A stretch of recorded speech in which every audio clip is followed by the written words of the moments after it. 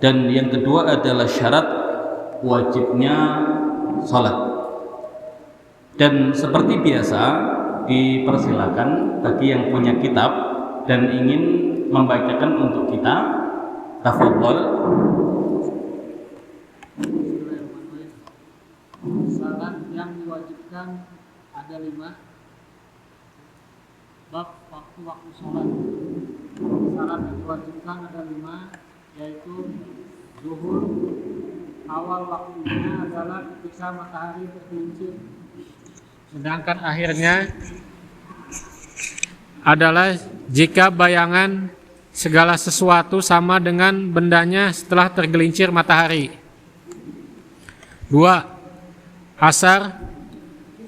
Awal waktunya adalah ketika bayangan lebih dari bendanya, sedangkan akhirnya berdasarkan waktu terpilih adalah sampai bayangan benda 2 kali panjangnya.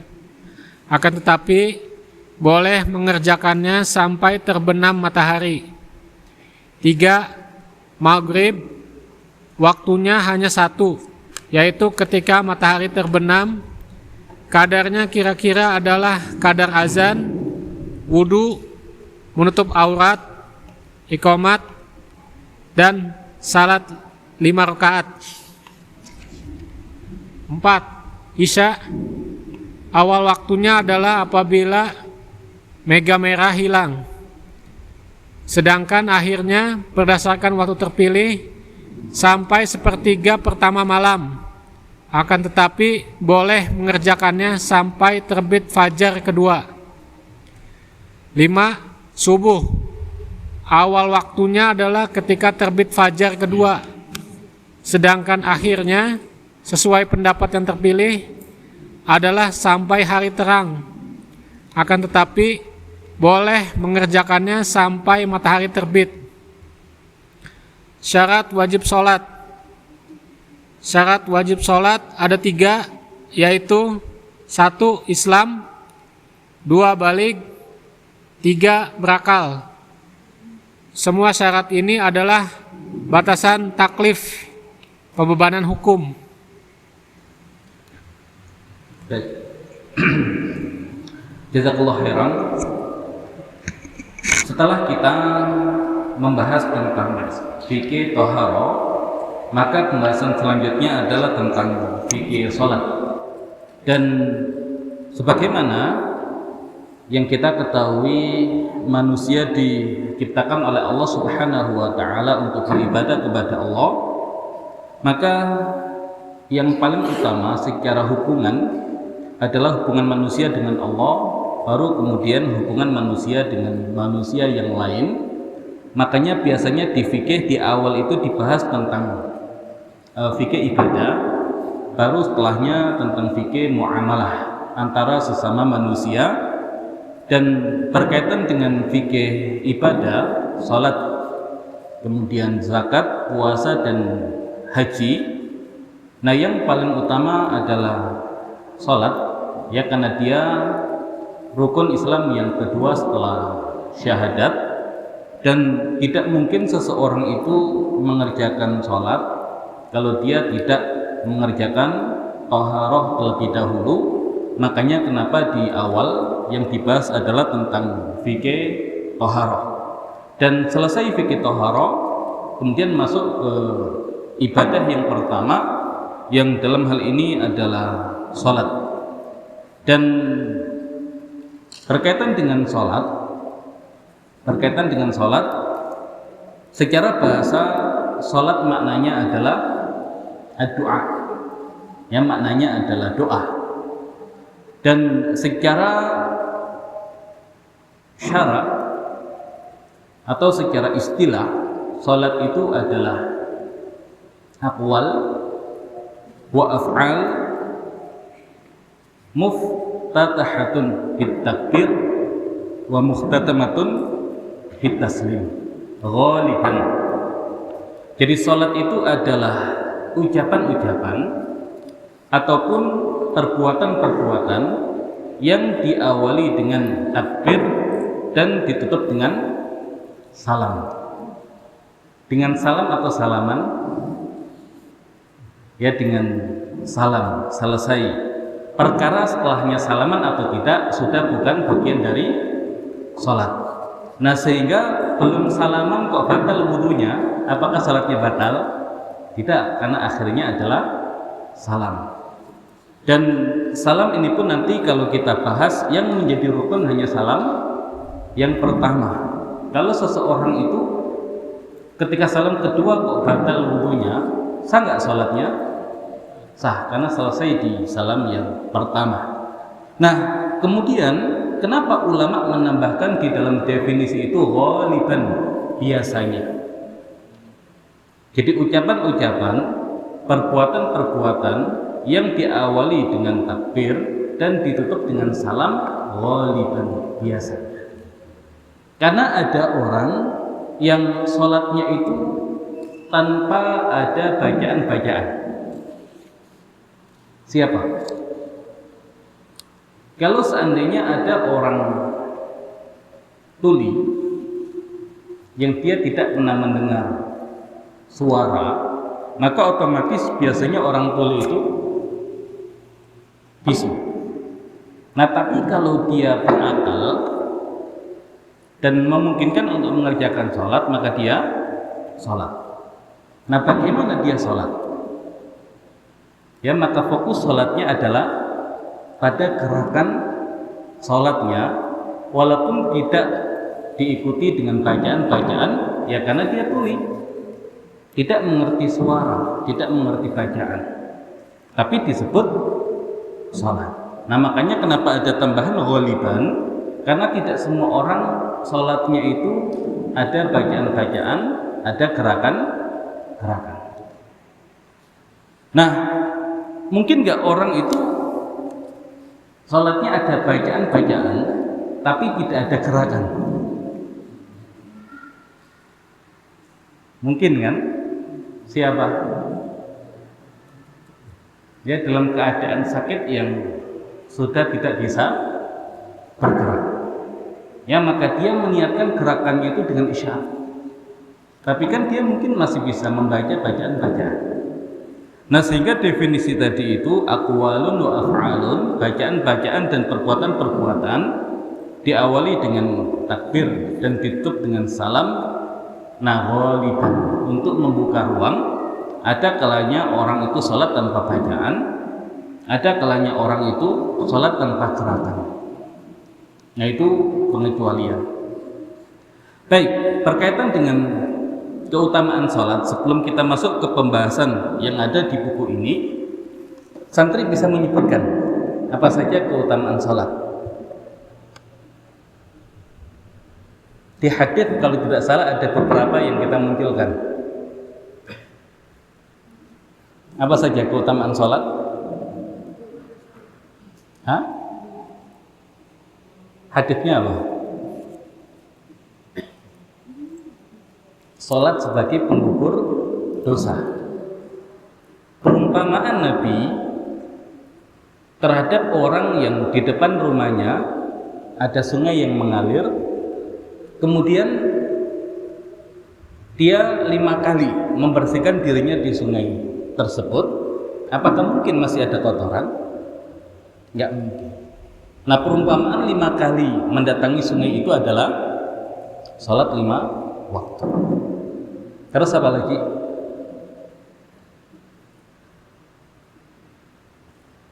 Ya sholat itu adalah tiang agama. Apa haditsnya? Ra'sul amri Islam wa amudu sholat wa dhirwatu sinamihi al-jihadu fi sabilillah. Pokok perkara adalah Islam dan tiangnya adalah salat dan puncaknya adalah jihad fi sabilillah. Apa lagi? Amalan yang pertama kali dihisab di hari kiamat. Awwalu ma yuhasabu bil 'abdi yaumal qiyamah as-shalah. Amalan yang pertama kali dihisab di hari kiamat adalah salat. Jika baik maka dianggap baik seluruh amalnya, dan jika rusak ya dianggap rusak seluruh amalnya. Juga berkaitan dengan sholat adalah ibadah yang merupakan satu-satunya ibadah yang disyariatkannya itu tanpa perantara, langsung Nabi dari Allah Subhanahu wa taala. Kapan? Ya ketika Mi'raj. Ya dikasih hadiahnya kewajiban salat 5 waktu. Ya jadi hadiah. Nah bagi kita jadi beban. Nah itu kualitas iman kita dengan iman para sahabat. Kalau bagi para sahabat yang demikian adalah hadiah yang luar biasa. Baik, di sini dijelaskan mawaqitus shalah, waktu-waktu salat. Nah, kalau kemudian hari ini kan kita lihat jam. Nah, seandainya para santri pergi ke satu tempat yang tidak memungkinkan melihat jam dan tidak tahu kapan waktu salat, nah menggunakan apa? Nah, maka kita menggunakan apa yang ada di alam ya untuk mengetahui kapan masuk waktu salat. Dikatakan as-salatul mafruḍatu khamsun. Salat fardu itu ada 5. Salat yang diwajibkan itu ada 5. Nah, maksud fardu di sini adalah fardu ain. Ada enggak salat yang hukumnya fardu kifayah? Salat jenazah. Nah, berarti di sini as-salatul mafruḍah khamsun maksudnya adalah ya fardu ain. Dan juga salat yang difardukan secara hukum asal. Karena ada salat yang dia awalnya enggak wajib tapi jadi wajib. Contohnya apa? Jadi salat awalnya tidak wajib kemudian menjadi wajib. Apa contohnya? Salat? Bukan, tadi fardu kifayah. Selain itu, ya salat nazar. Jadi kalau seseorang misalkan, kalau aku lulus ujian, aku salat duha selama 10 hari berturut-turut. Apa hukum salat duha bagi dia? Menjadi wajib. Kenapa? Karena dia sudah bernazar untuk mengerjakan salat duha. Tapi hukum salat duha kan aslinya enggak wajib. Tapi gara-gara nazar maka menjadi wajib. Nah, apakah yang demikian masuk ke dalam pembahasan kita? Tidak. Karena salat yang difardukan yang ada 5 ini maksudnya salat fardu ain yang dia fardu secara asal, bukan merupakan fardu karena sebab nazar. Yang pertama az-zuhru, salat zuhur. Wa awal waqtiha, dan awal waktunya zawalu syamsi, tergelincirnya matahari. Gimana cara mengetahui kalau matahari sudah tergelincir? Ya, tergelincir ke arah mana? Ke arah barat. Nah, dari mana cara kita mengetahui matahari itu sudah tergelincir ke arah barat? Bayangan. Berarti bayangannya berada di mana?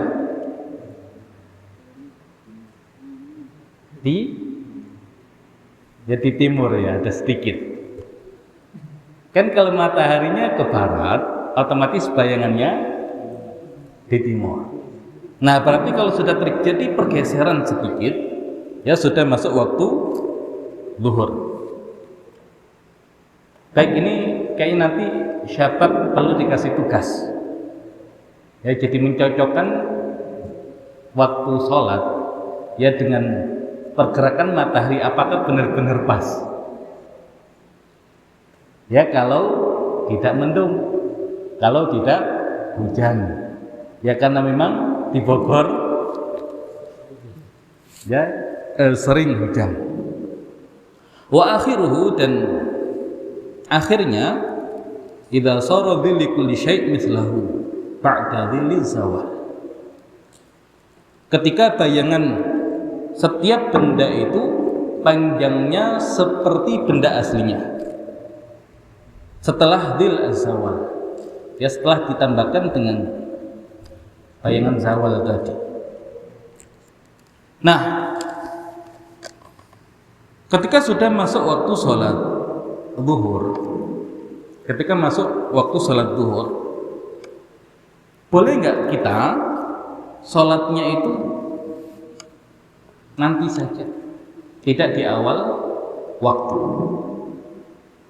Nah, ini nanti ketika bahasan usul fikih, apakah perintah itu berfaedah pada al-fawr, bersegera, atau alat tarohi, boleh diundur ketika waktunya memang masih panjang. Nah, kira-kira sholat ini kan dia perintah, harus segera atau boleh diundur?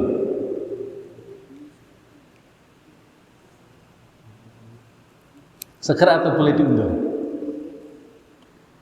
Nah, dalam mazhab Syafi'i, usul fikih yang diambil adalah perintah itu berfaedah pada at-tarafi, boleh diundur. Makanya seperti ibadah haji yang dikatakan diwajibkan di tahun ke-6 Hijriah, tapi Nabi SAW baru haji di tahun ke-10 Hijriah, haji wada. Ya, kalau 8 itu Fathu Mekah. Ya, dan sebelum itu Nabi hanya mengerjakan beberapa kali umrah. Nah, sehingga kalau perintah itu berfaedah pada segera, maka Nabi tidak mungkin menunda hajinya sampai di tahun ke-10. Nah, adapun yang mengatakan perintah itu berfaedah pada segera, maka tidak boleh mengulur kecuali ada udzur. Ketika ada udzur, ya sudah, mau gimana lagi, ada udzur. Tapi kalau tidak ada udzur kok mengulur pengerjaannya, maka dia berdosa. Jadi misalkan sudah masuk waktu zuhur, kemudian kita ada kesempatan untuk mengerjakan sholat zuhur, kemudian kita mengatakan nanti sajalah, masih juga waktunya panjang. Nah, jika kita ikut pendapat yang mengatakan perintah itu berfaedah pada at-tarahi, boleh diundurkan, maka kita nggak berdosa selama ada azam untuk mengerjakan sholat, ya, ketika masih dalam waktunya. Tapi kalau kita ikut pendapat yang harus disegerakan, sedangkan kita nggak ada udzur untuk mengundurkan, maka kita berdosa. Nah, dalam mazhab Syafi'i enggak, tadi boleh diundurkan selama berazam dan ya masih dalam waktunya. Nah, makanya dibahas di sini awal waktu sholat dan akhir waktu sholat. Zuhur itu awal waktu sholatnya adalah ketika zawal, dan yang terbaik dari waktu sholat itu adalah yang di awal, di tengah, atau di akhir.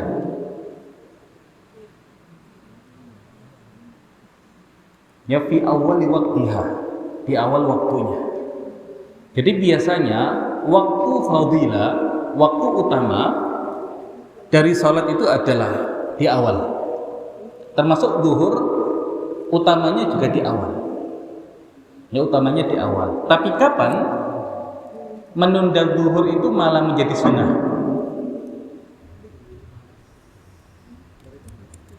Ya, ketika panasnya sangat terik. Ya, Nabi mengatakan inna syiddatal har min fayhi jahannam. Sesungguhnya panas yang sangat itu adalah asapnya jahanam, asapnya neraka. Nah, cuman di kita kira-kira masih memungkinkan nggak menggunakan alasan itu untuk menunda? Gak ada panas-panasnya. Ya, kalau di Mekah atau Madinah saat itu ketika panas dan masjidnya Nabi itu kan nggak karpetan kayak kita. kerikil. Nah maka ketika kena panas, ya dan sedang panas-panasnya, ya ketika orang itu salat dan sujud, kira-kira jadi apa jidatnya? Ya maka akan sangat sulit ya melakukan ibadah seperti itu. Makanya Nabi mengatakan ya ditunda sedikit ketika kondisinya sangat panas. Tapi hukum asalnya di awal waktu itu lebih utama. Nah kemudian akhir waktu salat zuhur adalah ketika bayangan itu sama dengan benda aslinya. Ya, dengan benda aslinya ba'da dzil zawal, setelah dzil zawal, setelah bayangan zawal yang tadi itu. Jadi berarti ada lebihan sedikit ya. Baik, asar pernah ngecek enggak? Jadi kalau kemudian kita nggak tahu jam, kemudian kita berdiri, kita lihat bayangan kita, apakah sama dengan tubuh kita? Nah kalau sama, sudah berarti waktu zuhur habis dan sudah masuk waktu asar. Baik, ya ini waktu zuhur. Dan kenapa di dalam mazhab Syafi'i? Di dalam mazhab Syafi'i kok di antara 5 waktu ini diawali dengan waktu zuhur? Kenapa tidak waktu subuh? Ya kenapa waktu zuhur? Kan kita kalau menghitung sholat biasanya kan subuh dulu atau zuhur dulu? Ya subuh, zuhur, asar, maghrib, isya, dari yang awal. Nah ulama mengatakan kenapa dalam mazhab Syafi'i kok zuhur dulu? Karena Nabi pertama kali sholat dengan Jibril setelah diwajibkan sholat itu adalah sholat zuhur. Ya jadi sholat pertama kali yang dilakukan oleh Nabi setelah diwajibkan sholat ya dengan Jibril itu adalah waktu zuhur. Kan nanti ada hadis ya, insyaallah kita belajar di Syafaat 3 Bulughul Maram, yang Jibril itu datang kepada Nabi di hari pertama, datang di awal waktu. Di hari yang berikutnya datangnya di akhir waktu. Kemudian menjelaskan kepada Nabi waktu sholat itu ya antara yang kemarin dengan yang sekarang. Nah itu dikatakan yang pertama kali dilakukan oleh Nabi dengan Jibril adalah waktu zuhur. Makanya di sini didahulukan waktu zuhur, bukan waktu subuh. Baik wal asr dan waktu asar. Wa awal waqtiha az-ziyadatu ala dhillil mithli. Dan awal waktunya adalah ketika ada kelebihan dari dhillil mithli, dari bayangan yang sama tadi. Jadi kan bayangan sama dengan bendanya ya habis waktu zuhur. Kemudian lebih sedikit berarti masuk waktu asar. Kapan waktu asar habis?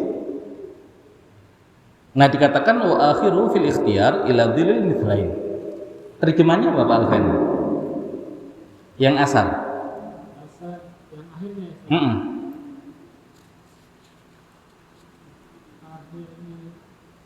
Adalah sampai bayangan benda 2 kali panjangnya. Kata ikhtiar diterjemahkan apa di situ? Awal waktunya, coba dibaca dari awal waktunya. Awal waktunya adalah ketika bayangan lebih dari bendanya. Sedangkan akhirnya adalah sampai bayangan benda 2 kali panjangnya. Terus? Akan tetapi boleh mengerjakannya sampai terbenam matahari.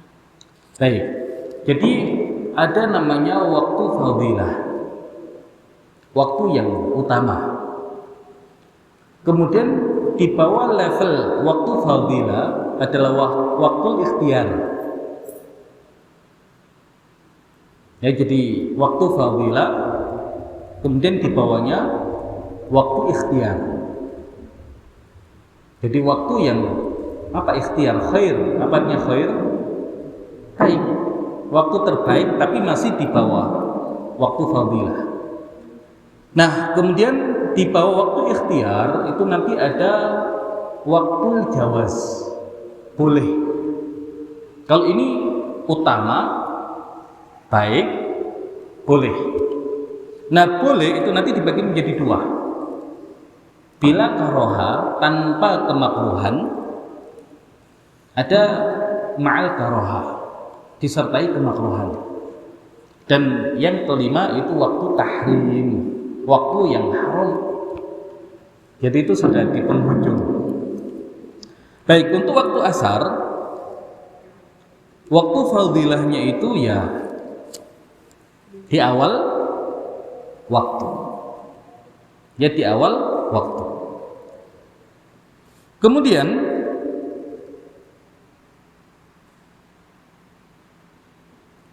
waktu yang kedua, waktu ikhtiar. Ya, waktu yang terbaik adalah ketika tadi bayangan benda dua kali dari benda aslinya. Ya, dua kali. Kan tadi masuk waktunya itu kan ketika benda sama lebih sedikit. Nah, yang terbaik setelah itu waktu fadilah. Kemudian ya setelah waktu fadilah, ya sampai kemudian habis waktu terbaik, waktu ikhtiar adalah ketika dua kali bayangan benda. Kemudian wafil jawaz, ya, dan waktu yang boleh itu, nah boleh bila karoha dimulai dari ketika dua kali bayangan benda sampai isfiror. Isfiror itu matahari sudah berwarna kuning. Ya, matahari sudah mulai menguning ya. Nah, kemudian ba'dal isfiror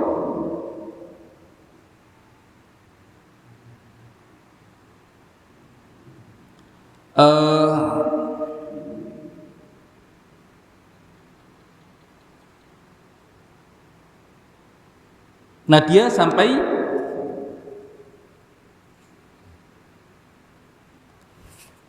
tadi matahari apa namanya, kan dikatakan di matan ini ya wafil jawaz ila ghurubi syams, tapi sebetulnya nanti dibagi lagi ya, dia dibagi lagi. Nah, ketika apa namanya jadi dari waktu apa namanya dua tadi sampai sebelum isfiror dia apa? Tadi kan di awal dia waktu fadilah. Kemudian sampai dua kali bayangan ikhtiar. Kemudian jawaz, ya jawaz. Setelah itu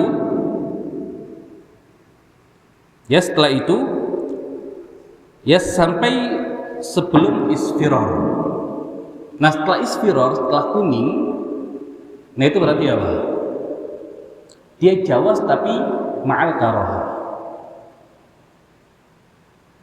Jadi sudah makruh, boleh tapi disertai dengan kemakruhan. Nah, kapan waktu haram? Ya, waktu haram itu kalau sudah isfiror dan sudah ya terbenam matahari, yang ketika dia salat asar itu udah nggak cukup di waktu itu. Ya, jadi kalau matahari terbenam sampai benar-benar terbenam itu butuh berapa lama? Ada yang pernah ngitung? Jadi waktu haram itu adalah ketika orang sholat asar itu nggak bisa sempurna sholat asar, terpenting sudah habis. Nah, itu waktu tahrim. Itu waktu tahrim.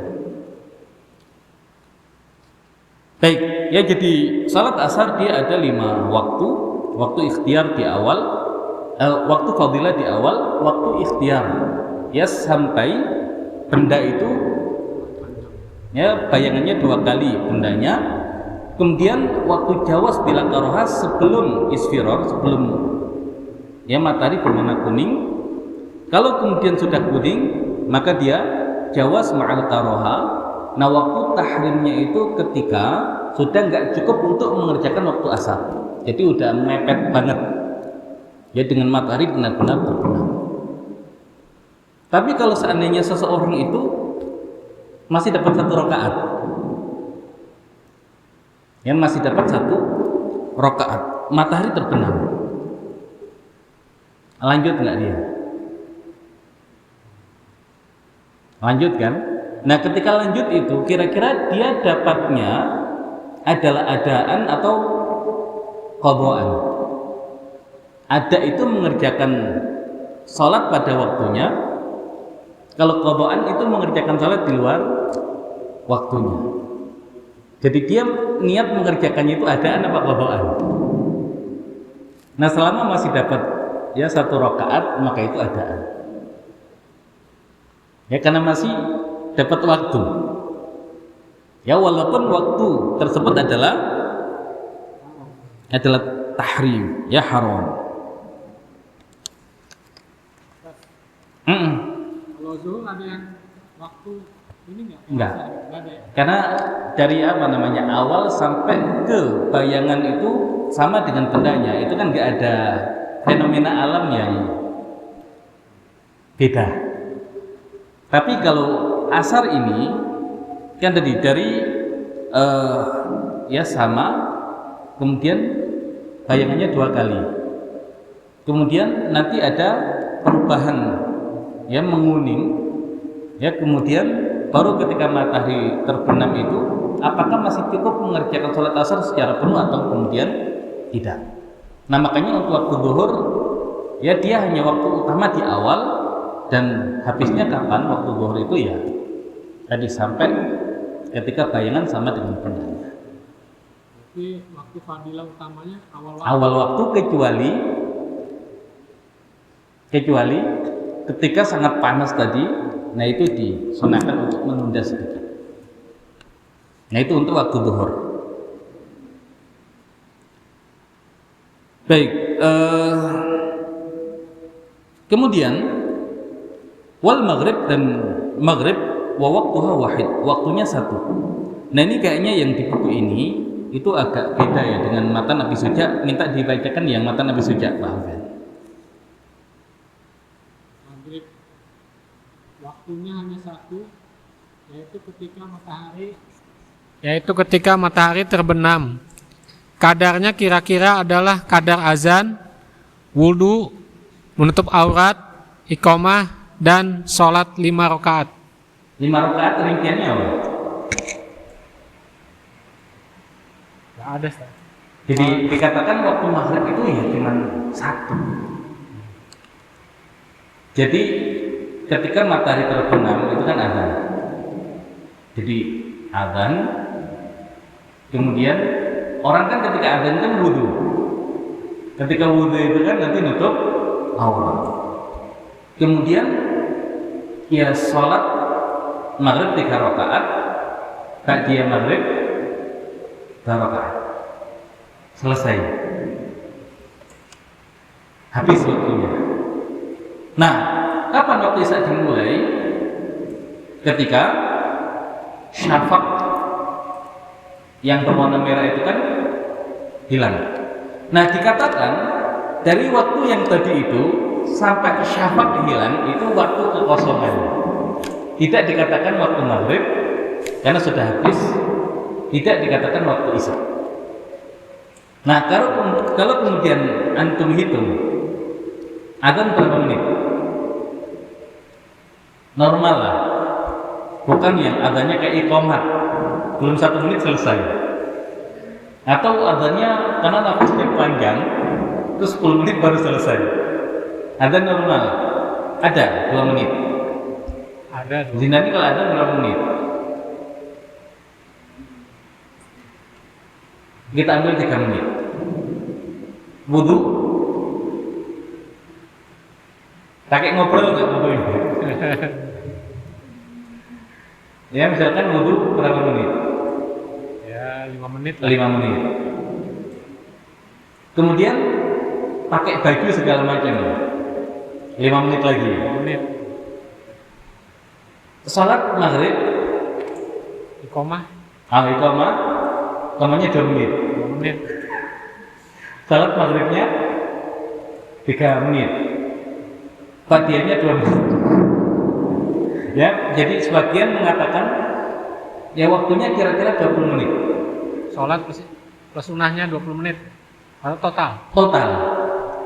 Total waktu maghrib 20 menit. Jadi kalau antum 30 menit setelah azan, maka antum sudah salat di luar waktu maghrib.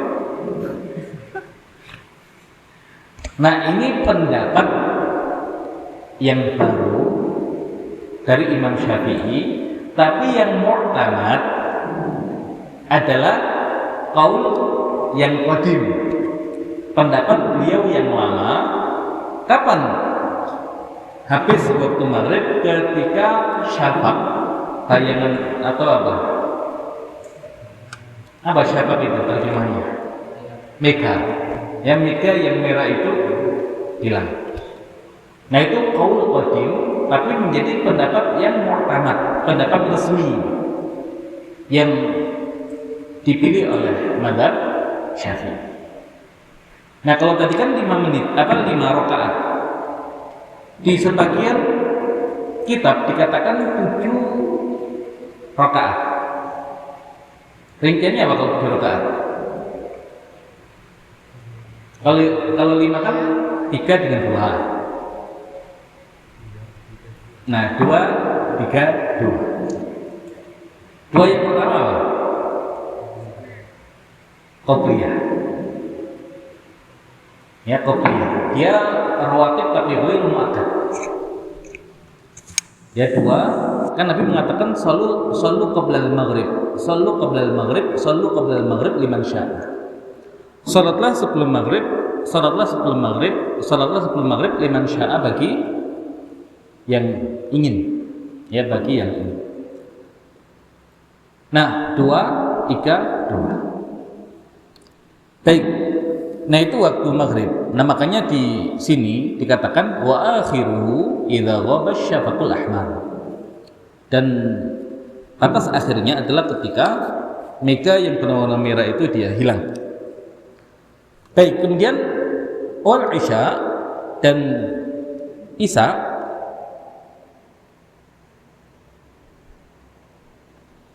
wal isya'u dan isya wa awal waqtiha idza ghaba syafaqul ahmar. Jadi kapan waktu isya itu datang? Ya, ketika mega yang berwarna merah itu sudah hilang. Nah, tadi lanjutannya apa, Pak Alvin? Sedangkan akhirnya sampai sepertiga pertama malam. Akan tetapi boleh mengerjakannya sampai terbit fajar kedua. Baik. Wa akhiruhu fil ikhtiyar ila thulutsil lail. Jadi ini waktu yang tadi ikhtiar. Ya, waktu yang ikhtiar, ya batasnya sampai sepertiga malam. Cara ngitung sepertiga itu apa?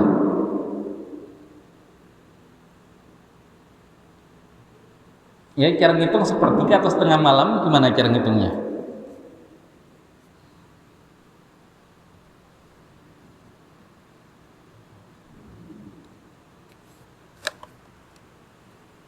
Jadi waktu malam dimulai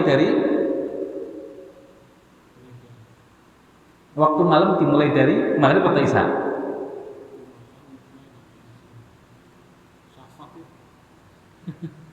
Kan untuk mendapatkan setengah malam, sepertiga malam, dimulai dari isya atau maghrib? Nah, waktu malam dimulai dari maghrib. Dalilnya apa? Kan kalau puasa di dalam Al-Quran dikatakan tsumma atimus syiyama ilal lail. Kemudian sempurnakan puasa sampai malam. Nah, kapan kita berbuka? Kan maghrib, bukan isya. Nah, berarti malam itu batasnya adalah maghrib. Akhirnya kapan? Fajar kadhib atau fajar sodik? Ya, sampai fajar sodik waktu subuh. Nah sudah, berarti tinggal misalkan ingin mendapatkan setengah malam, sudah hitung dari maghrib sampai subuh berapa jam itu, bagi 2 dapat setengah. Kalau dibagi 3, nah itu sepertiga awal, sepertiga yang kedua, sepertiga akhir. Ya, sepertiga akhir. Nah yang terbaik ila thuluthil lail. Yang pertama atau yang terakhir?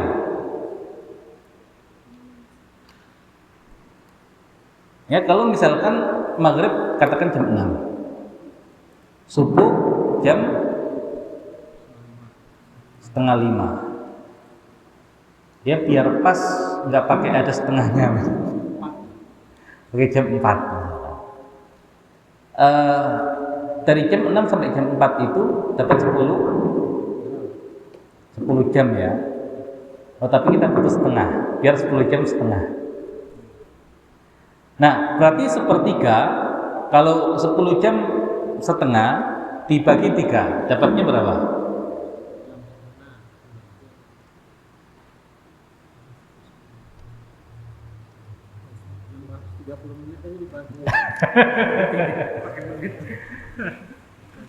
Hah? 3,5 jam. Kan 9 kalau bagi 3 kan 3 jam 3 jam. Kan masih 1,5. Lah 1,5-nya kan dibagi 3. Nah, berarti kalau jam 6 tambah 3 jam setengah. Setengah 10 berarti. Nah, itu waktu ikhtiar ya sampai situ. Nah, adapun waktu boleh adalah setelah itu sampai ya fajar shadiq. Jadi fajar itu ada 2, ada fajar kadzib. Ya, walaupun fajar tidak pernah berbohong. Ya, fajar kadzib itu ketika muncul cahaya, jadi kita repot melihat itu. Ini mungkin di wilayah-wilayah tertentu yang belum terjadi polusi cahaya. Nah itu jadi ada cahaya yang memanjang dari timur. Nah cuman lama-lama hilang. Nah itu fajar kadzib. Kalau fajar shadiq itu nanti ada cahaya yang kemudian memanjang, semakin lama semakin terang dan sampai kemudian terbit matahari. Ya, sampai terbit matahari. Nah sehingga jadi waktu terbaiknya ya untuk isya ya sampai sepertiga malam, waktu jawaznya tadi sampai fajar shadiq. Nah dia pembagiannya tidak sebanyak waktu asar ya, hanya 2 tadi itu, ikhtiar dan jawaz. Waktu terbaiknya awal tetap ya. Nanti ada kondisi tertentu di mana Nabi itu agak mengakhirkan. Tapi Nabi kan nanti mengatakan, laula ana syuqa ala ummati, ya waktu sholat ya sekarang. Kan makanya riwayat ketika Nabi Isa itu melihat sahabat kok masih sedikit. Nabi belum keluar ke masjid. Ya kemudian kok masih sedikit. Ya kemudian sahabat yang menunggu itu kan sampai ngantuk-ngantuk. Ya sampai ngorok juga. Ya makanya di sini kita meneladani sahabat kan, ada yang ngantuk, ada yang ngorok. Ya cuman karena dulu nggak ada meja, itu kadang dikatakan kepalanya saking ngantuknya tuh goyang-goyang. Nah baru kemudian Nabi agak malam itu keluar. Nabi keluar. Nah yang sahabat yang tadi tidur itu kan langsung bangun, pakai wudhu lagi nggak mereka? Nggak, langsung ikut sholat. Nah maka itu menjadi dalil dalam mazhab Syafi'i, berarti tidak semua tidur itu membatalkan sholat. Nah kalau di masjid gimana sih tidurnya ya? Biasanya nggak bersandar ya begitu. Jadi mutamakin duduknya, walaupun sampai goyang-goyang sampai ngorok-ngorok ya nggak batal. Tapi kalau tidurnya nyandar apa segala macam ya batal. Ya sudah tidak mutamakin lagi. Nah, cuman yaitu waktu yang utama. Tapi Nabi tidak melakukan itu karena memberatkan bagi sahabat. Nah, misalkan kita ambil tadi di penghujung waktu ikhtiar, sepertiga tadi itu, kan nggak di awal pas, tapi di penghujung ikhtiar setengah 10 tadi misalkan. Nah, kalau kemudian kita sholat jam setengah 10, meneladani tadi Nabi yang agak mengakhirkan, tapi nggak dapat jamaah di masjid, atau ikut jamaah di masjid awal, tapi melewatkan menunda sampai sepertiga tadi, mana yang lebih utama?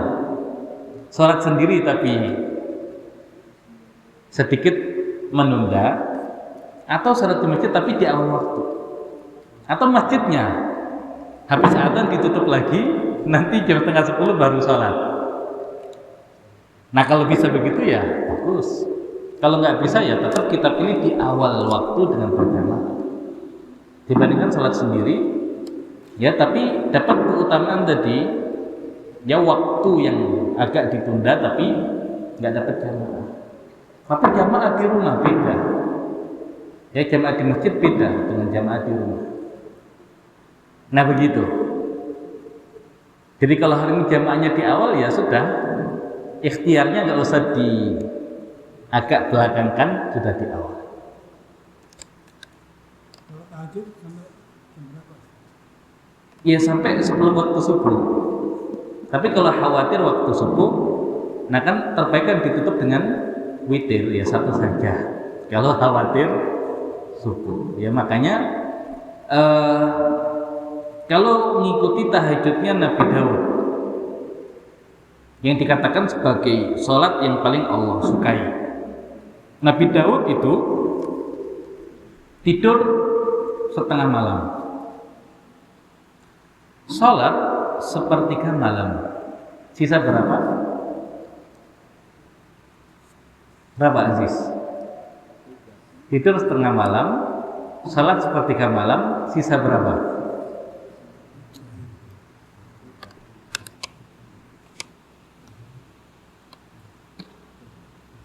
Diajari Nabi pecahan. Hah? Setengah malam, sholat sepertiga malam, sisanya itu tidur lagi. Makanya Nabi kadang sebelum subuh itu kan tidur-tidur ringan setelah sholat tahajud. Seperenam. Nabi nggak pakai coret-coretan kan, setengah ditambah sepertiga ditambah seperenam. Kalau dicari KPK-nya ketemu 6. 6 bagi 2 3, 3 kali 1 3. 6 bagi 3 2 kali 1 2. 6 bagi 6 1 kali 1 1. Ya, kemudian 3 ditambah 2 ditambah 1 6. 6 per 6 sama dengan 1. Nah, gitu. Nah itu Nabi Daud tidur. Ya, kemudian sepertiganya sholat, seperenamnya tidur lagi. Ya, tapi nggak harus seperti itu. Tapi itu yang disampaikan Nabi berkaitan dengan ya sholat malam yang paling Allah sukai. Nah, biasanya kalau di kita kan ada 2 kali azan. Nah, berarti minimal azan yang pertama itu kan informasi untuk orang yang sudah sholat malam lama, kita istirahat dulu. Nah, untuk yang tidur, nah di situ waktu bangun.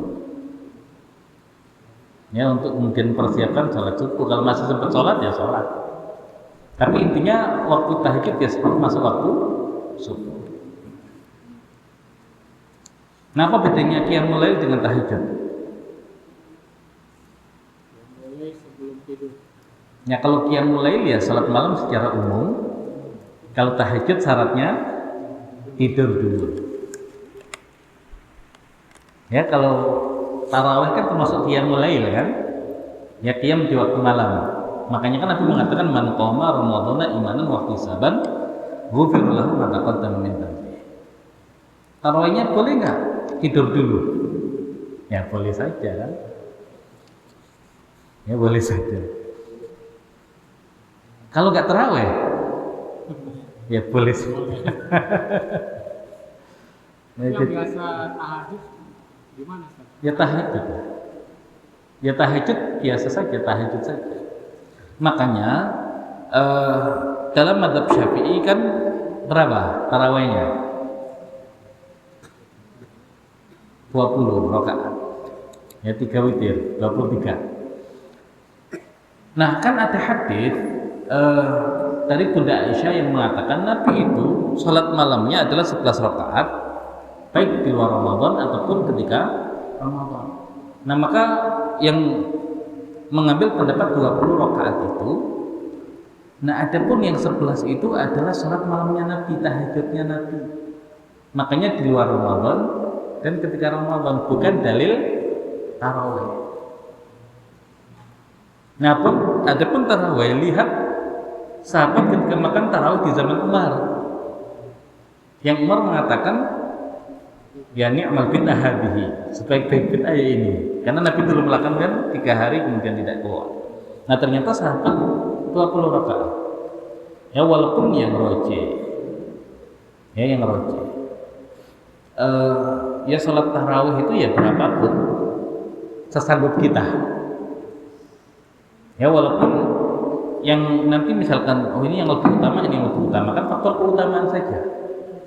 Jadi jangan sampai gara-gara beda jumlah rakaat berantem. Ya ujung-ujungnya yang lain daripada berantem masalah rakaat tarawih, mending nggak tarawih. Daripada ribut, ya mending nggak tarawih. Ya nggak begitu. Makanya nanti di sebagian madzhab ada yang sampai kemudian 39. Ya dan nanti ulama mengatakan nggak ada batasnya, semampumu berapa. Hah?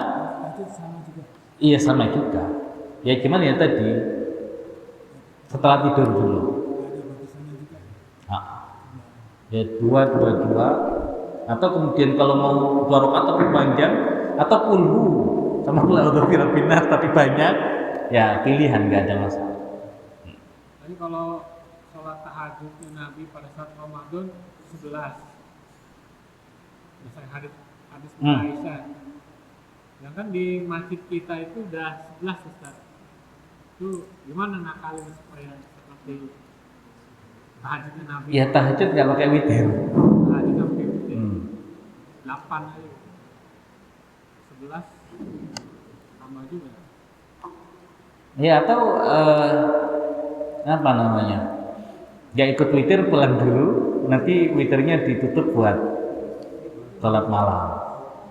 Ya tapi nggak dapat keutamaan dapat witir dengan imam. Ya, kan ada hadisnya juga. Yang begitu kan masalah faktor keutamaan. Ya mau yang manapun ya baguslah. Yang penting tarawih, yang penting tahajud. Yang jadi masalah tuh ribet banget, mending nggak tarawih nggak tahajud. Ya nggak begitu. Itu lebih ke opsi pilihan. Mana yang paling memungkinkan. Ya jadi intinya ketika tarawih masih boleh tahajud nggak? Cuman kalau tadi sudah witir, ya nggak usah witir lagi. Kalau di tarawih belum witir, nah baru bisa tahajudnya itu ditutup dengan witir. Kan kalau masjid umumnya udah sama witir tuh. Ya. Makanya bisa nanti kalau di iktikaf disiasati. Ya kita sholat tarawihnya nggak pakai witir ya. Nanti sholat malamnya diimami oleh imam tarawih tadi dan pakai witir. Ya kan tetap dapat witir dengan imam karena imamnya masih sama. Ya walaupun tidak harus sedetail itu. Ya Allah maha murah lah ngasih pahala itu insya Allah. Kalau di sini tahajudnya Kenapa? kalau di sini tahajudnya di masjid. Terus? Pakai witir. Tahajudnya Nggak pakai witir. Iya karena sudah witir pas tarawih. Ya karena sudah witir pas tarawih. Bagi yang belum witir ya sudah berarti dia harus witir sendiri. Bisa bawa witir lagi? Enggak, kan witir itu cuma sekali semalam. Ya witir itu sekali semalam. Tapi ada pendapat setelah witir tidak ada sholat, itu gimana? Enggak, kan apa namanya? Ahsannya memang witir itu penutup sholat. Bukan berarti tidak ada sholat itu nggak boleh sholat. Tapi ahsannya witir itu menjadi penutup.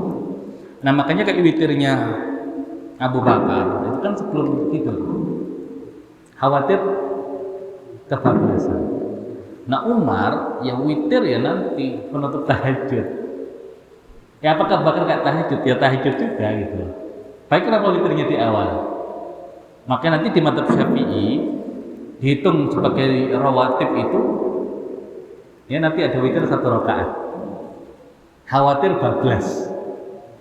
Makanya dia isya 2 rakaat tambah 1 rakaat witir. Itu minimal. Kan nanti di madzhab Hanafi itu witir itu wajib. Salat yang tidak pernah ditinggalkan Nabi baik mukim atau safar. Nabi itu kalau mukim ya dikerjakan semua salat sunnah. Tapi kalau safar Nabi tidak mengerjakan semua salat sunnah. Tapi ada beberapa salat sunnah yang dikerjakan oleh Nabi. Seperti qobliyah subuh, rakaat al-fajr dan witir. Makanya dalam madzhab Hanafi jadi wajib, tapi bukan fardu. Jadi mereka bedakan fardu dengan wajib. Ya kalau kita kan fardu dan sunnah, dia sunnah, tapi kesunahannya itu lebih. Jadi meskipun kita malam siangan sebelum subuh bangun, waktunya mepet tinggal kalau witir aja nggak apa-apa. Nggak apa-apa. Nggak usah. Nah, kita tinggal gitu lah. Baik, ya makanya tadi kalau mau jaga-jaga ya sebelum isya witir dulu.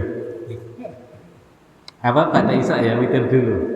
Jadi nanti kalau kemudian bangun masih bisa tahajud. Nggak dikejar-kejar lagi baru witir nih. Ya, Abu Bakar. Abu Bakar. Jadi enak lah mau witir dulu kayak Abu Bakar. Tidur dulu kayak Umar. Yang nggak kayak keduanya yang nggak witir. Baik, kemudian waktu subuh.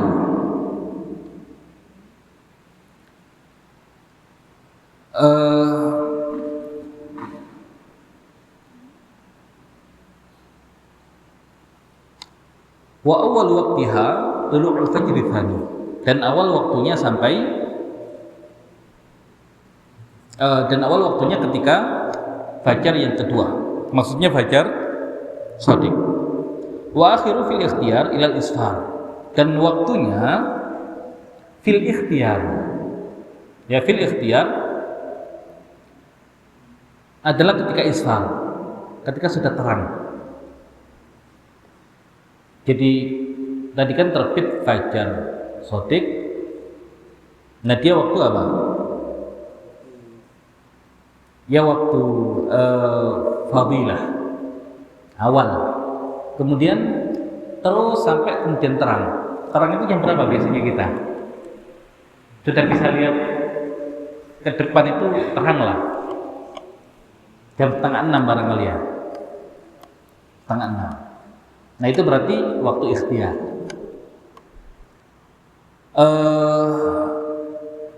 Kemudian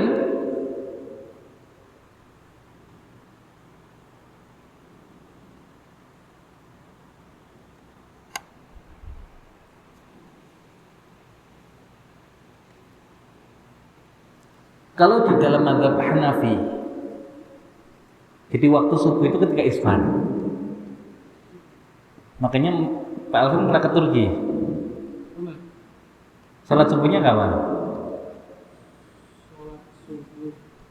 Saya cuma transit Ustaz waktu itu. Atau di negara-negara yang bermadzhab Hanafi itu ketika sudah terang banget, nah itu mereka baru sholat. Sehingga Hanafi juga kayak waktu saya itu udah mulai terang. Ya, jadi waktu subuh itu ya ketika terang itu. Iya, saya baca itunya apa? Waktu sholat subuh terang. Nah di mazhab Syafi'i enggak. Itu waktu batasan waktu ikhtiar ya sampai ketika terang.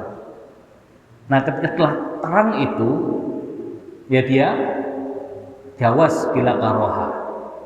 Ya 5:30 lebih itu boleh tanpa karoha. Kalau kemudian sudah terbit mataharinya merah begitu, belum sepenuhnya terbit ya, sudah muncul merah-merah itu. Nah itu waktu jawas ma'al karoha. Nah ketika sholat subuh kok nggak cukup, nah itu berarti tahrim. Jadi ketika terbit tadi itu, ya ketika sholat kok nggak dapat sempurna 2 rakaat, nah itu berarti masuk tahrim. Berapa lamanya matahari terbit sampai benar-benar terbit?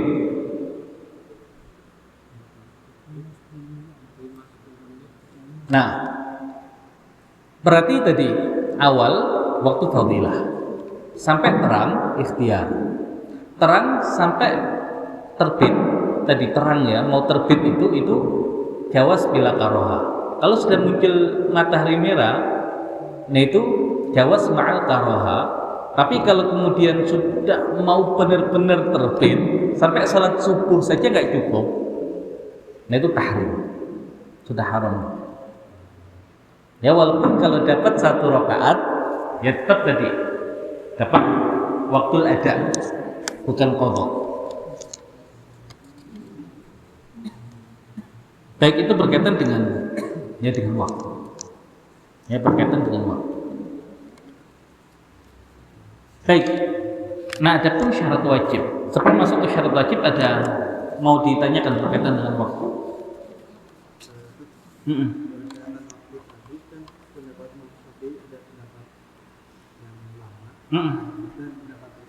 Ya, yang baru. Dari sisi ini lebih Kan namanya pendapat yang mu'tamad dalam madhab, menjadi pendapat ini dalam madhab ini kan terus dikaji. Jadi belum tentu pendapat Imam Syafi'i itu menjadi pendapat yang mu'tamad di dalam madhab Syafi'i. Walaupun usul fikihnya menggunakan usul fikih Imam Syafi'i, tapi hasil ijtihadnya belum tentu sama dengan ijtihad Imam Syafi'i.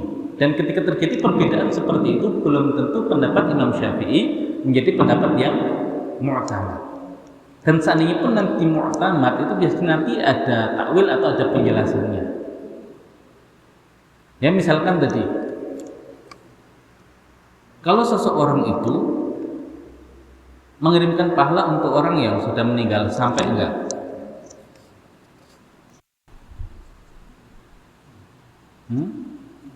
Kan nanti dikatakan pendapat Imam Syafi'i tidak sampai. Tapi pendapat mu'tamad dalam mazhab Syafi'i sampai. Nah, kemudian nanti ada penjelasannya. Bacaan yang nggak sampai ke mayit itu seperti apa sih? Sehingga Imam Syafi'i mengatakan nggak sampai. Nah itu nanti ada penjelasannya. Nah sehingga ya tadi mu'tamadnya itu ya sampai. Nah justru Imam Ahmad bin Hanbal yang mengatakan sampai. Jadi ini akhirnya katanya mengaku ikut pendapat Hambali, malah anti ngirimkan bacaan Al-Quran untuk orang yang sudah meninggal. Padahal menurut Imam Ahmad sampai, Imam Syafi'i nggak sampai. Nah kalau nggak salah di mazhab Syafi'i nanti ditakwilkan perkataan beliau yang nggak sampai itu kalau misalkan tidak ya dengan kehadiran jenazah misalkan. Ya walaupun laki-laki yang mu'tamad dalam mazhab Syafi'i adalah sampai. Nah, beliau kan punya qaul qadim, itu pendapat beliau sebelum pindah ke Mesir. Kemudian nanti ketika beliau pindah ke Mesir, nah itu berijtihad lagi dan menghasilkan pendapat yang baru, yang tidak selalu pendapat yang baru ini bertentangan dengan yang lama. Tapi ada qaul yang jadid ini bertentangan dengan qaul yang qadim.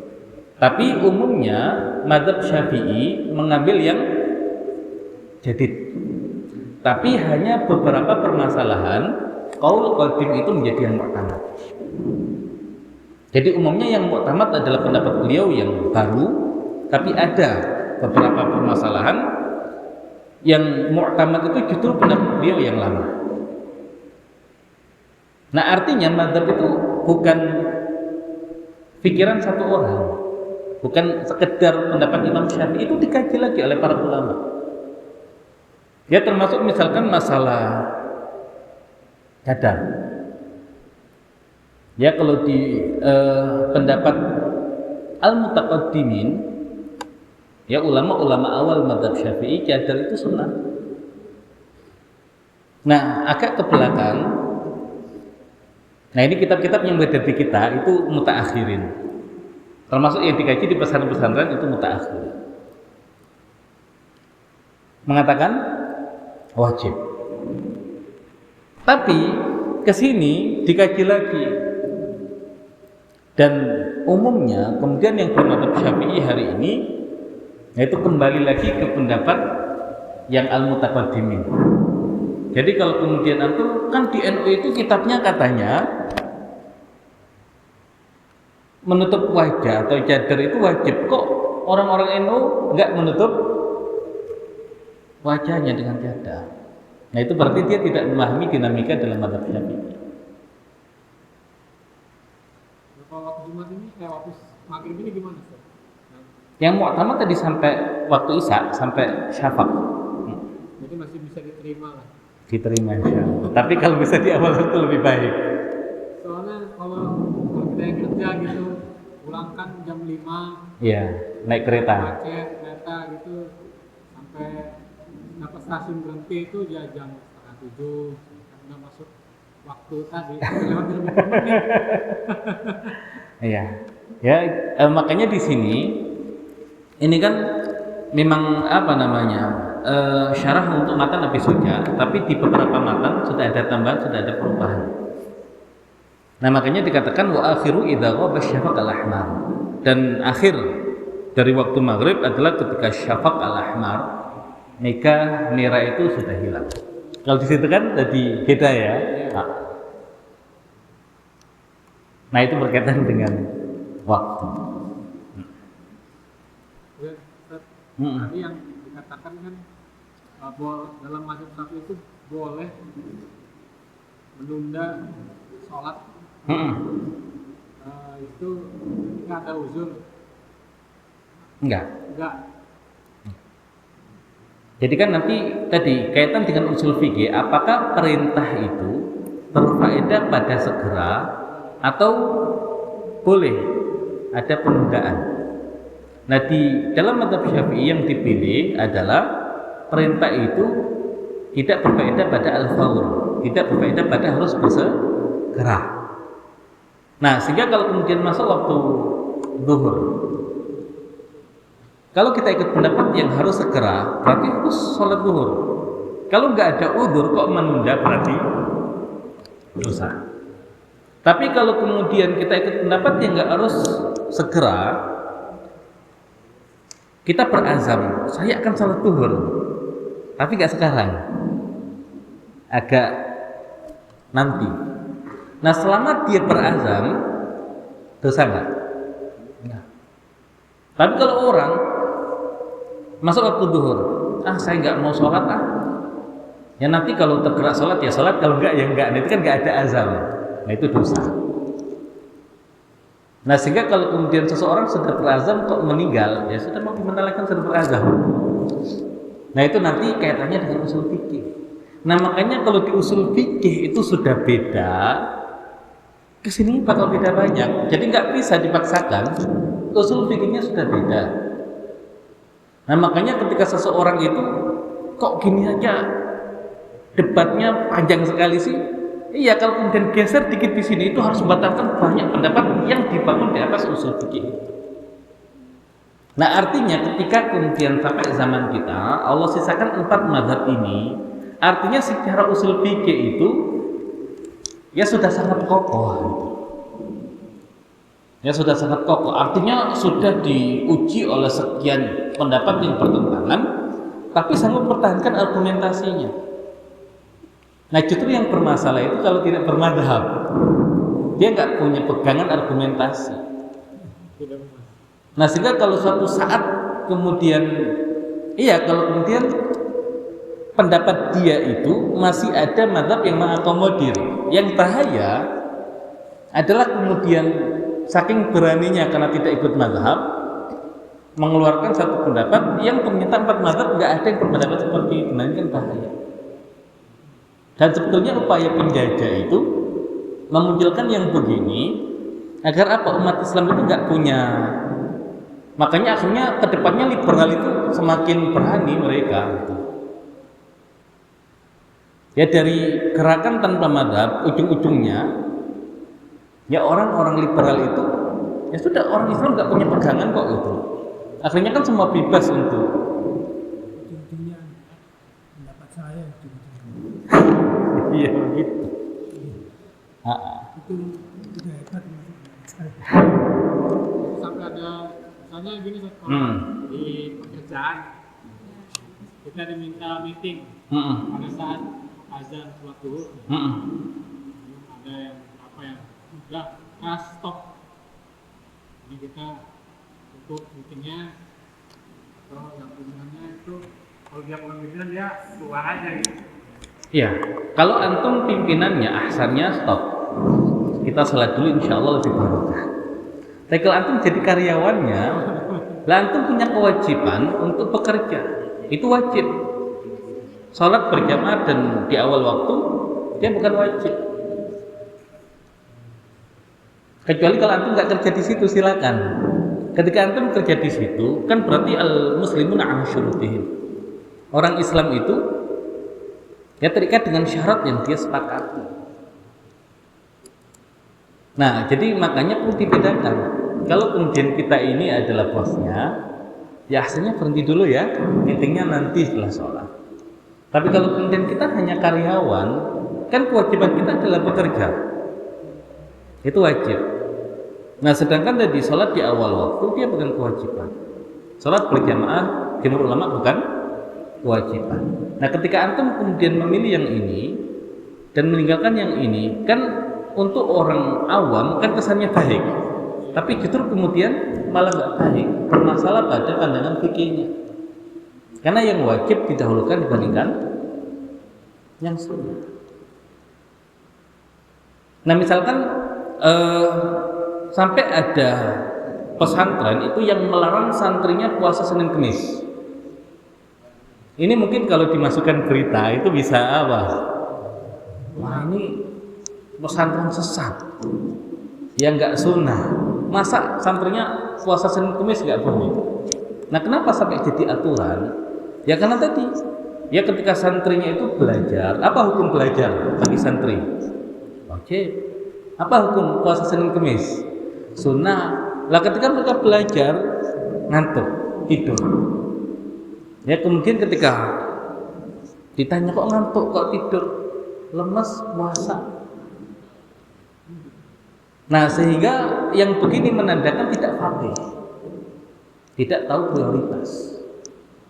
Nah, begitu.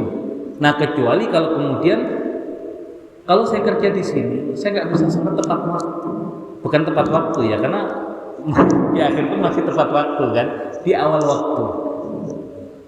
Nah, saya nggak bisa sholat di awal waktu dan nggak bisa berjamaah.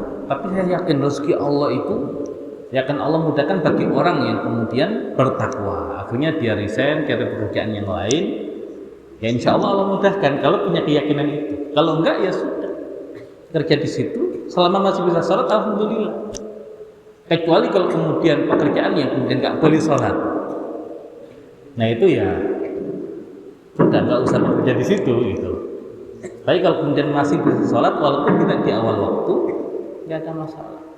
Tapi kalau kemudian punya ketakwaan lebih, kemudian yakin ketika resign nyari pekerjaan yang lain, dia dapat yang lebih baik, ya asalnya resign. Tapi kalau tidak punya ada masalah. Ya jadi dulu ketika di Libya, jadi nggak tahu ya karena saking padatnya aktivitas itu, ketika ujian kan banyak mahasiswa. Jadi sampai ada yang dapat giliran ujiannya itu pas zuhur. Jadi baru masuk nggak lama zuhur. Nah itu ada mahasiswa tadi itu Ya mungkin apa namanya? Ini waktunya sholat ke ujian.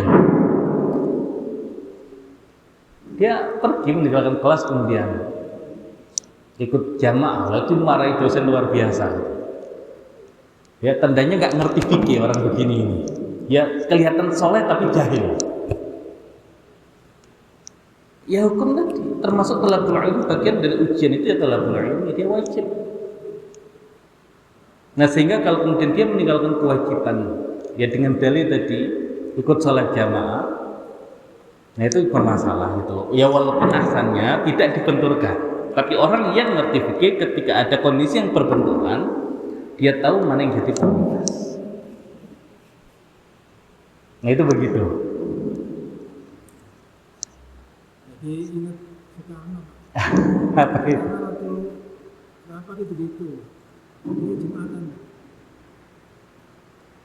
di stop mau Jumatan. Dari kesini dulunya turun. Tapi karena dia punya power ya. Semua akan berubah.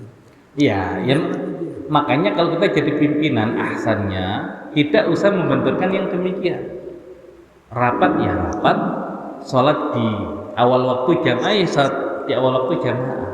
Tapi kalau kebetulan kita bukan pimpinan tertinggi dan kemudian kita sudah terikat dengan kesepakatan, ya sudah kita ikuti aturan yang ada. Terus yang tanggung jawab siapa di depan Allah? Bosnya. Kenapa dia milih rapatnya kok ketika waktu sholat? Kadang-kadang ada dadakan juga yang sepakati misalnya jam 12, jam 1 itu istirahat. Kita udah masuk sholat dulu tuh Ustaz. Iya. Nah, kan paksa saya diminta meeting jam 12. Sepakatannya istirahat karena memang jarang-jarang juga. Mungkin karena urgensinya di situ, jadi kita ikut meeting juga jam 1. Ya, jadi kan ada syubhat begini. Makanya di kajian wawasan kan kita bahas. Jadi orang di luar Islam itu sudah mikir tentang pendaratan di Mars. Ya orang Islam itu masih membahas nyentuh perempuan yang bukan mahram batal atau tidak wudunya. Nah, seolah-olah kan belajar fikih itu menjadikan umat Islam terbelakang, nggak maju. Kayak mereka yang di luar Islam sudah maju, gara-gara mereka nggak belajar fikih. Pertanyaannya benar nggak? Gara-gara belajar fikih umat Islam terbelakang. Gimana kira-kira? Tambah pintar. Itu tambah pintar. Kan hari ini justru malah tertinggal. Bahas musik aja nggak selesai-selesai 7 keturunan. Rame satu dengan yang lain. Yang bahas awal lagi nggak selesai tadi 7 turunan juga. Nah, akhirnya waktunya habis. Kapan waktu belajar ilmu umumnya? Matematika 0. Sekarang sudah naik ya. Berapa hari matematikanya terakhir? Hah?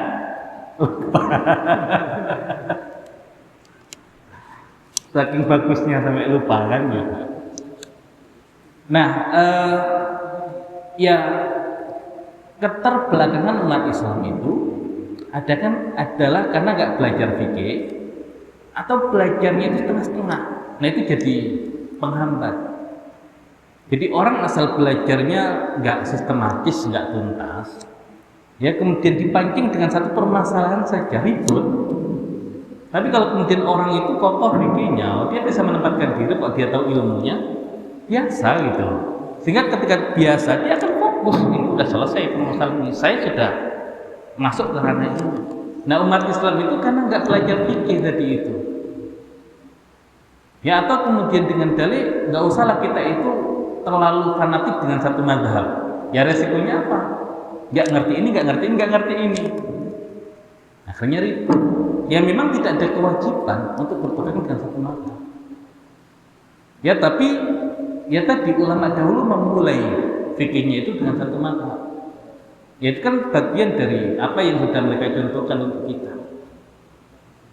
Dan memang untuk kemudahan ya sudah satu mazhab dulu. Ya kemudian nanti kalau ingin dalam yang lain ya nggak ada masalah. Tapi kalau kemudian kaitannya dengan muamalah kita yang hari ini sudah berbeda-beda, Ya minimal kemudian belajar satu mazhab itu kalau tidak bisa mengamalkan seluruhnya, minimal kita punya fondasi dan landasan. Jadi nggak sumbu pendek gitu.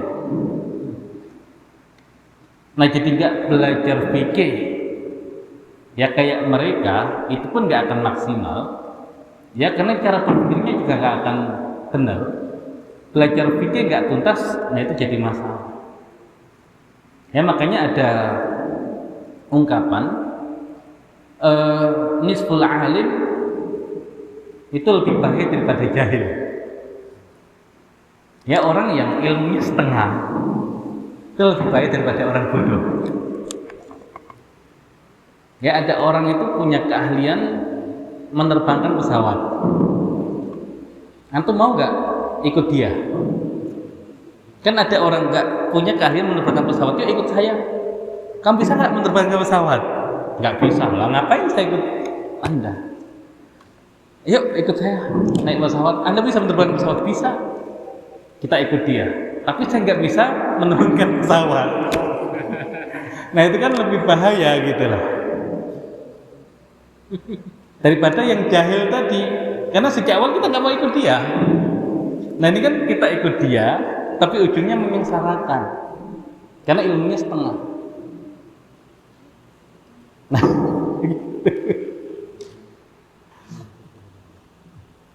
ya makanya kalau orang bodoh sekalian kan nggak mungkin orang bertanya hukum fikih kepada dia.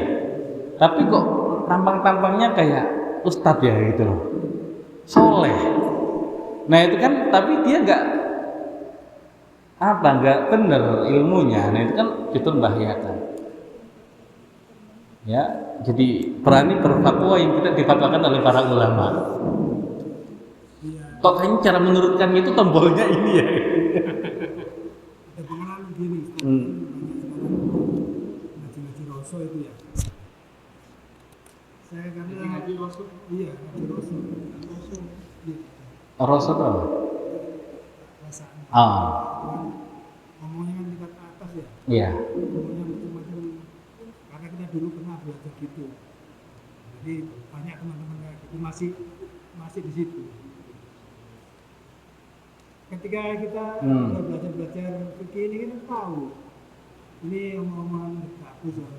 Dia ngomong gitu, pokoknya nggak ada. Iya. Dia nggak paham. Ketika mereka tanya taruh gitu, wah itu saya penting. Dia ngomong gitu, tapi ngomongnya udah tinggi-tinggi. Ini sudah hakikat dia. Iya, dia ngomongnya tinggi. Akhirnya terakhir itu saya dapat tinggi. Tinggi lagi ma'rifatnya. Nah, terakhir itu atas dasar apa? Ngomong gitu. Ngomong begini. Nah, terakhir itu yang saya lakukan. Di malam saya itu mimpi. Akhirnya di malam posisinya langsung saya bilang, astagfirullahaladzim. Saya ngomong dari tadi itu cuma berdasarkan mimpi itu. Kita debatnya terakhir itu satu begitu. Iya. Bisa hanya karena mimpi sama ngomong gitu. Bisa harus ada aturan karena kita pernah belajar dulu, jadi larinya kemana kalau ini Iya. Ya, makanya nanti belajar yang seperti itu, ya hakikat dan yang lain-lain. Itu syariatnya harus selesai dulu. Ya karena yang demikian pun nggak akan keluar dari syariat.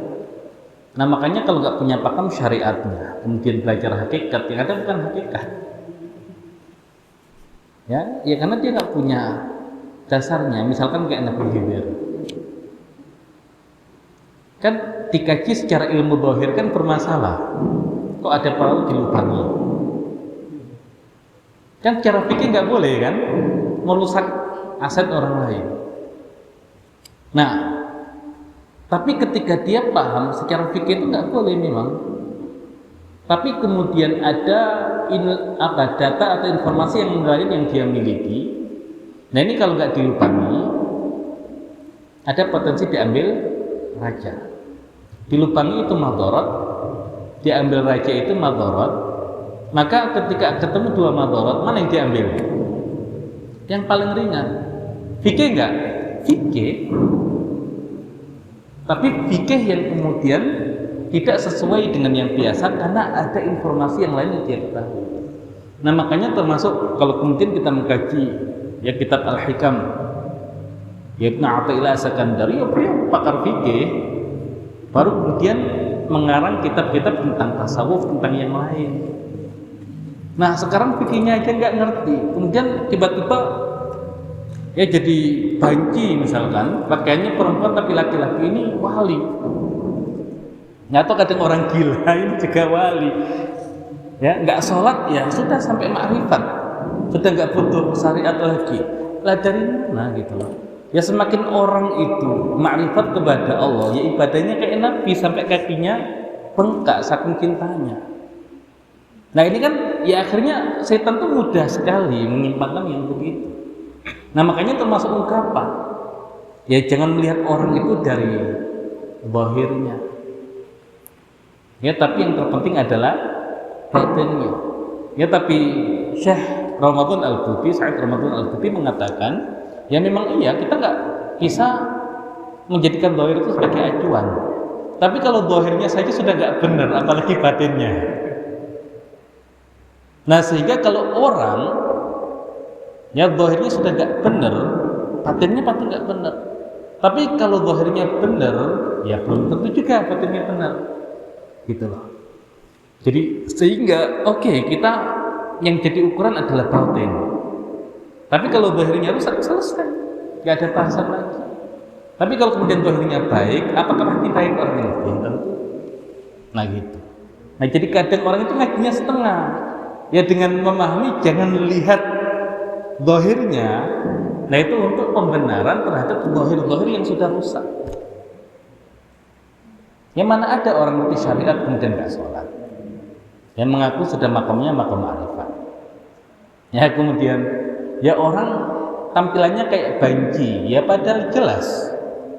Ya di dalam Islam itu kan Rasul melaknat laki-laki yang mirip perempuan, perempuan yang mirip laki-laki. Ya begitu akhirnya aneh-aneh. Dimulai dari nggak ngaji fikih, masuk ke ilmu tasawuf sesat, nggak ngaji fikih, kemudian belajar ilmu-ilmu yang lain dipancing sedikit permasalahan fikih berantem. Nah makanya kita tetapkan fikih di urutan ilmu yang kedua. Nah baru nanti ketika menginjak ilmu yang ketiga itu sudah kokoh, nggak goyang. Nah begitu, makanya fikih harus diselesaikan, mau tidak mau. Dan untuk menyelesaikan fikih yang nggak bisa langsung perbandingan 4 mazhab. Satu aja belum tentu langsung paham kok. Nah baru kalau kemudian ingin mendalami, saya sudah cukup diajari Ustadz Rizky ilmu umum, matematika, IPA, IPS segala macam. Saya nanti ingin ke Madinah, ingin ke Mesir, ingin ke ya silakan. Karena ranah fikih pun masih sangat luas dan butuh orang-orang yang kemudian punya dasar fikih yang kuat untuk bisa berijtihad terhadap masalah-masalah yang baru. Nah jadi begitu. Jadi masalah itu bukan karena belajar fikih, tapi fikihnya nggak tuntas. Nah gitu, nggak sistematis tadi. Kalau debat di grup udah. Dan ya hari ini kan Google itu kan gampang, apa namanya? Jadi bikin website yang banyak, pemikiran yang nyeleneh itu ditulis di situ. Orang kalau googling pasti akan itu ditaruh di nomor 1. Makanya akhirnya yang dimunculkan Google itu bukan pendapat yang paling rojeh, ya yang paling apa? Banyak dicari tadi. Sekarang ada banyak iklan Ustaz. Jadi kalau web kita pengen ramai kunjungi kan dapat pin misalnya dari Shopee, dapat iklan ke Google, kita bikin tulisan hari tentang apalah syariat. Itu kita yang pertama tuh bisa bayar Google. Iya. Baik ya. Jadi begitu ya syabab ya. Jadi kenapa fikih harus selesai? Nanti ketika mendalami ilmu-ilmu umum, nah itu sudah kokoh tadi. Yang nggak mudah untuk kemudian debat kusir terhadap masalah-masalah yang ulama itu sudah selesai bahas itu. Ya ketika kemudian sudah beda pendapat, ya sudah, yang ada adalah mana yang rajih menurut kita, dan kita berlapang dada kepada yang berbeda dengan kita selama khilafnya itu khilaf yang mu'tabar, diakui oleh para ulama. Dan kemudian kenapa kemudian kita harus berpegang pada ya pendapat ulama-ulama fikih atau ulama-ulama mazhab, ya agar ketika terjadi perbedaan pendapat itu masih ditatahan khilaf yang mu'tabar, yang masih dianggap ulama, bukan pendapat-pendapat yang kemudian hasil dari pikiran sendiri, yang itu kemudian tadi dimanfaatkan oleh musuh-musuh Islam lewat pemikiran orang-orang liberal, karena orang Islamnya sudah anti madhab, ya sudah mudah sekali untuk kemudian dirusak dengan pemikiran yang seperti itu. Jadi awalnya dijadikan tinggi dulu kepada pendapat ulama dengan syubhat dari fanatik, ya ujung-ujungnya dimasukkan ya pendapat-pendapat yang jauh dari pendapat para ulama. Nah begitu. Baik, insya Allah untuk syarat wajib sholat ya kita bahas nanti. Termasuk nanti kan ada sholat-sholat sunat dan rawatib. Nah ini insya Allah kita bahas. Baik, ya demikian barangkali kajian kita di malam hari ini kita cukupkan. Kita tutup dengan bacaan hamdalah dan doa kafatul majlis. Alhamdulillahirabbil alamin. Subhanakallahumma bihamdika asyhadu an la ilaha illa anta astaghfiruka wa atubu ilaik. Assalamualaikum warahmatullahi wabarakatuh.